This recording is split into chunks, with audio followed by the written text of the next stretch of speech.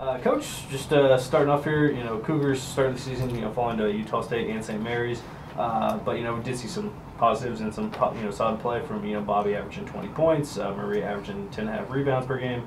Just overall, what did you and your staff see? We kind of touched on it a little bit in post game, but just what did you guys see overall that you could take moving forward?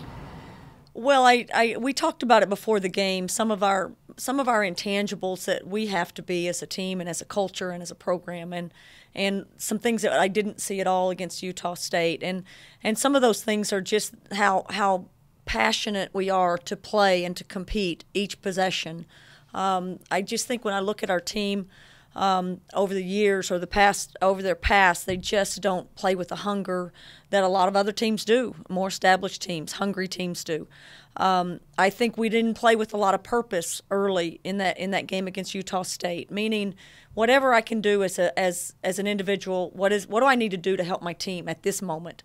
And if you're on the bench, be the most unbelievable bench player. If you're on the court making a backdoor cut, then make it so hard that it's the greatest cut of all time. The urgency of being great in that moment of what you're doing.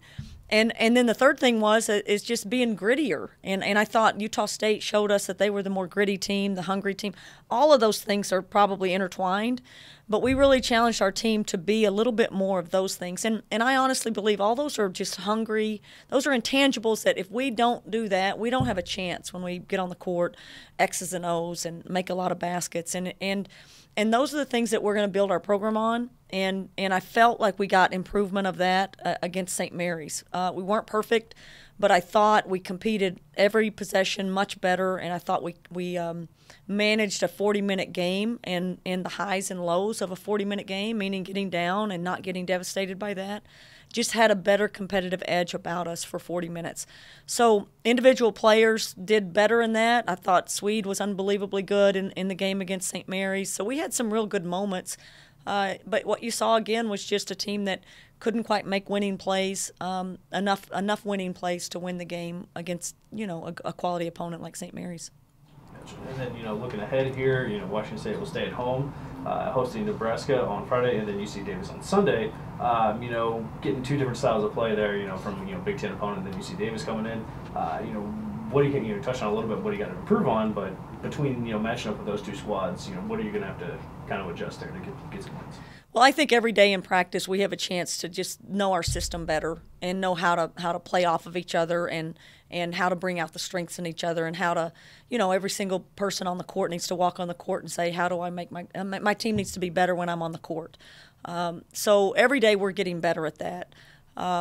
So that should take care of itself. I mean, the confusion, the lack of being a little bit robotic, thinking a little bit too much and not coming natural in our system yet. I mean, those are things that are going to improve as we go. But like I said, the non-negotiables, if we don't bring those other intangibles, we don't have a chance against anybody, much less quality opponents like Nebraska and the tradition-rich programs like Nebraska and UC Davis. I mean, those are teams that know how to compete, play for a lot. Play for championships a lot.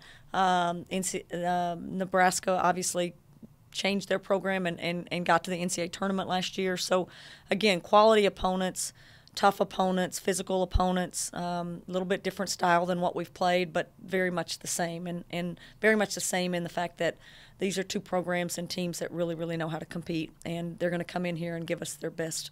And we have to match that at the very least. Coming off of the loss on Sunday, how have you seen your team focusing on Nebraska and UC Davis? I think so much of our challenge as a coaching staff with this team is we're still not to that point where we really know how to keep a competitive edge. And that, I think, in some parts is I don't know that we have a real strong leader. I think from last year's team, a lot of the people that were the strongest leaders have now graduated or left the program. And so I think every day is a challenge for us to really grow that leadership and know how to walk into a practice with an urgency and a hunger of the fact that whether we've won or lost, you have to show up the next day and have an urgency about you and get better attitude. And I think our players put in a lot of effort, and they want to do good and they want to please. But I think we've still got to continue to grow in our leadership skills and just our, again, the thing that we keep talking about is just a competitive excellence. Like, what do great competitors bring each and every day to improve their team? And we're still learning how to do that a little bit. You have a lot of young players on the team, and how do you help those young players stay focused on the games ahead and not the games of the past? Yeah. Well, I think we move on pretty quickly. I mean, we do a film and do win or lose, things that we can get better at. You know, you got great plays in losses, great plays in wins, and not so good plays in wins and losses. So you can always show them a get better tape and things you do well tape. But we move on real fast. You have to in this. And our team is, I think, really attentive in scouting opponents and knowing scouts and knowing personnel. So, but at the same time, as much as we get ready for the next team, we're still working on us a lot. We're still working on us as a team and what we do, but also in how we do it together. And those are areas that we have to show up every day and show improvement and be, I think the word that I would say is be intentional about it. Those are the things that young players sometimes don't know how to come back to a 6 a.m. practice this morning. So are we really ready to go at 6 a.m.? And that's a hard thing to do, and come with an edge that no one's going to beat me in this practice today, and these next 2 hours are going to be my best 2 hours of the day.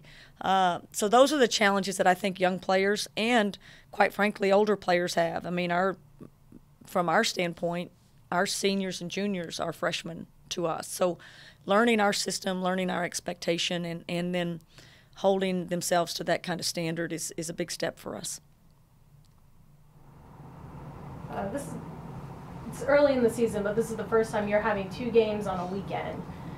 How is that going to help the team going forward for the rest of the season? Yeah, I love the fact that it's kind of this setup. I mean, it's very much what the Pac-12 schedule looks like.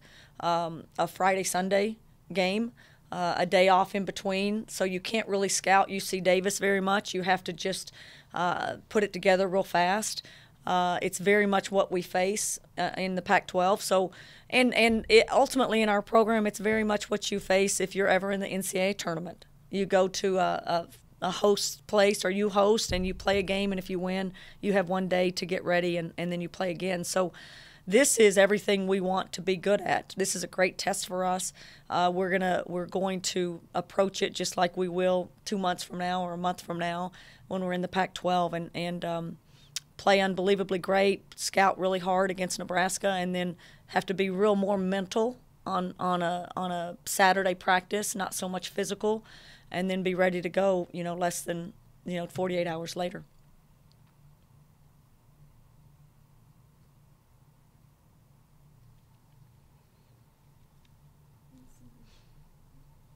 How important is the fan support for the team? Well, I think we're in the early stages of fan support. Clearly, I appreciate and I want to acknowledge anyone that shows up to our games, and I know they're probably already a little bit down and disappointed that we've dropped our first 2 games. I want our team. I told them after Utah State, they ran off the court early before the fight song and everything, and I told them, no, we're going to stay out there for the fight song and we're going to huddle, and then I want you to acknowledge the fans before you leave. And those are just little things just to say thank you for coming out, acknowledging the fact that they were there, they support us. It's crucial. I know our numbers aren't big right now, but I appreciate everyone that comes. And I think if our team continues to grow, and buy in and continue to build a great program, we're gonna get some enthusiasm in the stands, a little bit more and more people. But I think the environment's really amazing in the sense that the band is awesome and the drum line is unbelievable. I mean, those 2 things make the environment feel like if there's not very many people there, it feels like it's a really big crowd. So we've got a great thing going with those guys showing up and being as enthusiastic as they are for the entire game. So we've just got to do our part as a team and a program to put a little bit better product on the court.